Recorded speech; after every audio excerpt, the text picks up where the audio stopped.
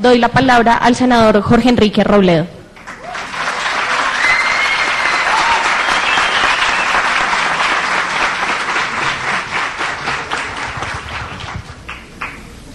Rodolfo Ginás, que es un médico colombiano que vive en Nueva York, probablemente el científico de mayor nivel que tenemos en Colombia, sostiene que el nivel de la educación colombiana es inferior de lo que debería ser. Este es un diagnóstico del lío que tenemos. Y agrega que, y esto es lo más grave, que la distancia entre los países que van en la vanguardia y la situación de Colombia en lo que tiene que ver con conocimiento y educación, esa brecha se está ampliando. O sea, cada vez estamos entonces peor.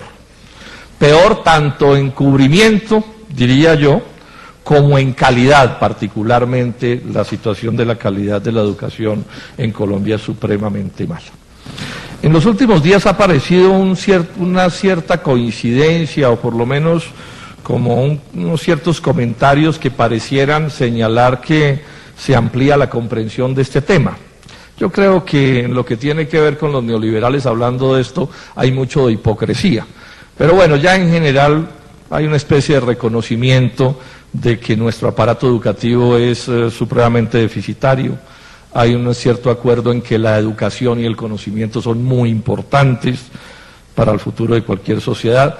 Descubrieron 500 años después que los maestros son importantes, que los educadores son importantes. También concluyeron que la doble jornada es un absurdo, lamentando sí que todo esto solo lo hayan descubierto cuando los extranjeros o algunos extranjeros hicieron caer en cuenta de esta realidad, ¿no?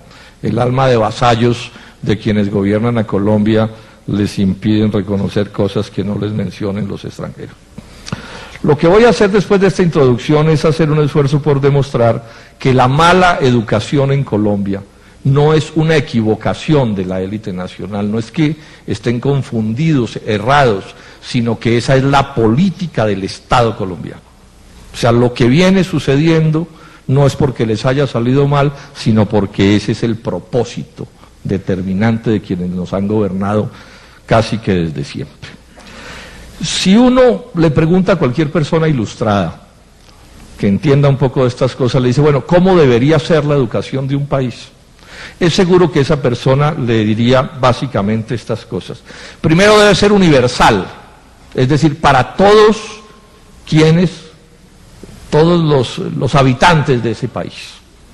Debe ser además de distintos niveles, de distintas tipologías, preescolar, básica, media, pregrados, posgrados. Debe ser universitaria, pero también debe ser técnica. No nos dejemos montar esa pelea de la técnica contra la universitaria, son necesidades diferentes.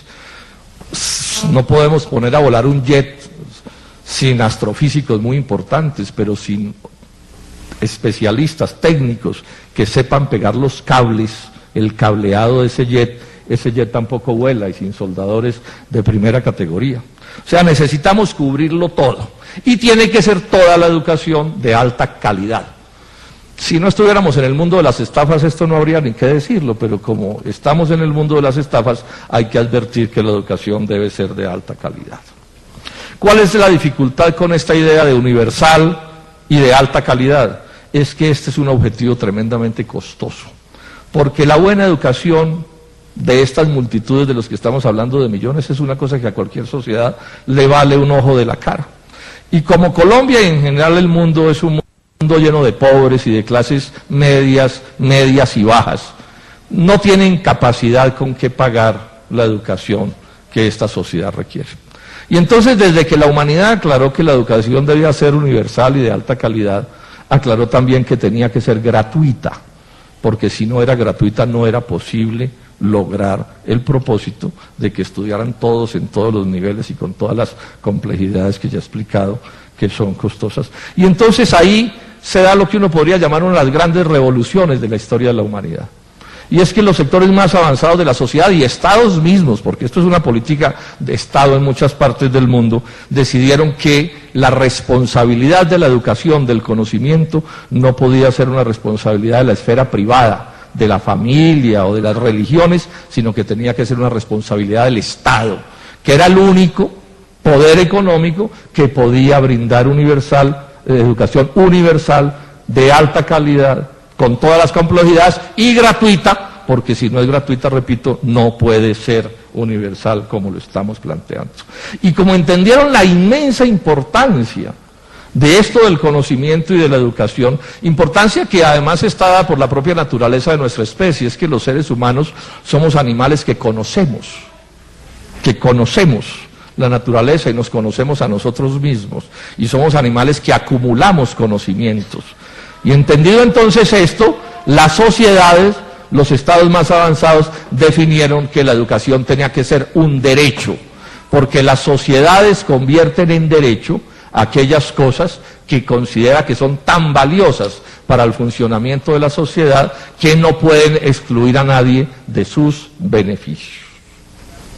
Y esto entonces nos pone en el pleito con la educación privada. ¿Cuál es el lío de la educación privada? Advirtamos primero esto: la educación pública, entonces, fíjense ustedes que no es un prurito estatista, no es un problema del socialismo, ni siquiera del marxismo. Esto de la idea de la educación universal, pública, gratuita, es una idea anterior, digamos, a las concepciones socialistas.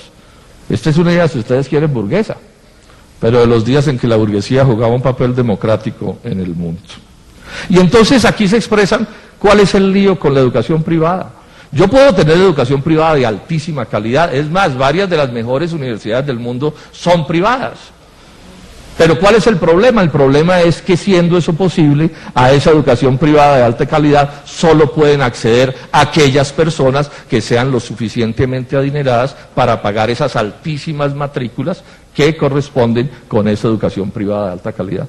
Por norma, entonces, la educación privada, por norma, como criterio principal, como lógica inexorable, la educación privada es sinónimo de educación mediocre, de educación de mala calidad, tan mala su calidad como sea mala la capacidad de pago de los estudiantes. O sea que en la educación privada hay una especie de escala de capacidad, de calidad educativa, que tiene que ver las muy caras para unos muy pocos que pueden darse el lujo de pagarlas, y hacia abajo se va a terminar llegando hasta educaciones tremendamente mediocres. Y todo esto, por supuesto, lo saben las élites colombianas. ¿Será que no lo saben? Pero claro que lo saben. Se lo saben de memoria. ¿No saben que si la educación no es pública y gratuita no puede ser universal? ¿Será que ignoran que si se maltrata a los educadores, pues no se puede tener un buen sistema educativo?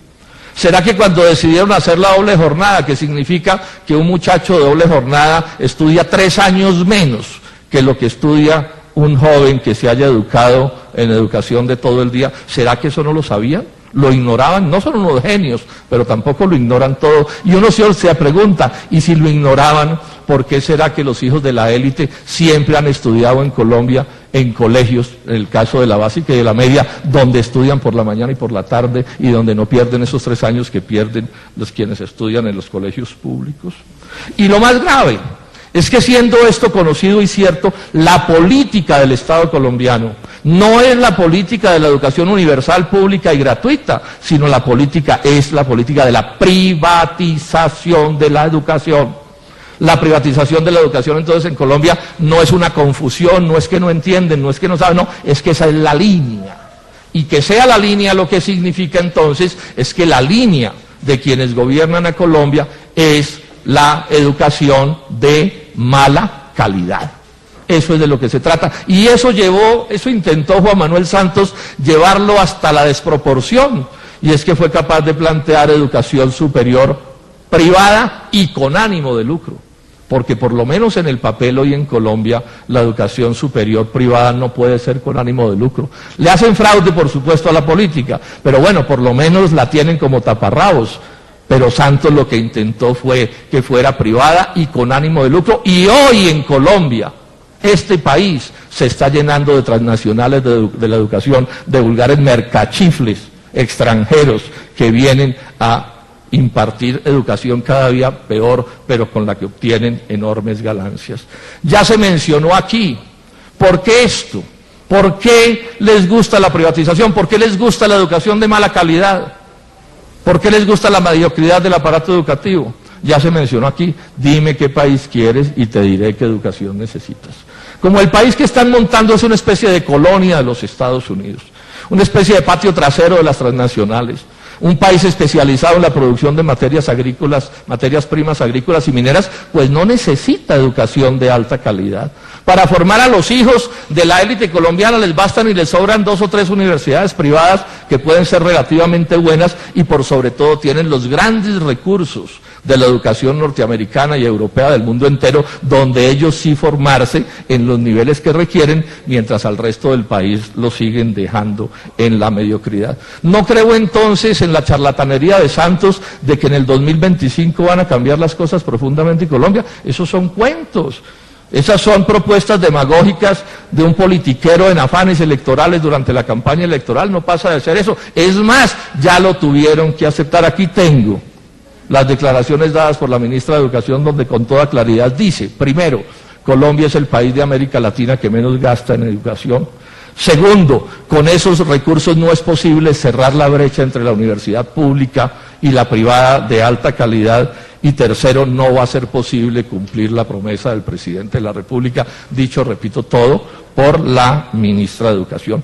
Y las cosas van a ser peores, porque si el 2015 es un año difícil en lo presupuestal, hacia adelante será más grave, porque lo que está sucediendo en Colombia es que terminó el periodo de las vacas gordas y viene el periodo de las vacas flacas, que seguro que va a ser bien duro y probablemente bien largo. Luego, si queremos tener la educación que necesitamos, no va a ser como acuerdos demagógicos como este por la superior, sino que se va a lograr, sino que tendrá que ser la movilización de ustedes principalmente, de los estudiantes, de los profesores, con el respaldo de todos los demócratas de Colombia, incluidos nosotros, y en esa inmensa movilización de la que ha dado ejemplo histórico la MANE, será que lograremos el país y la educación que queremos. Muchas gracias.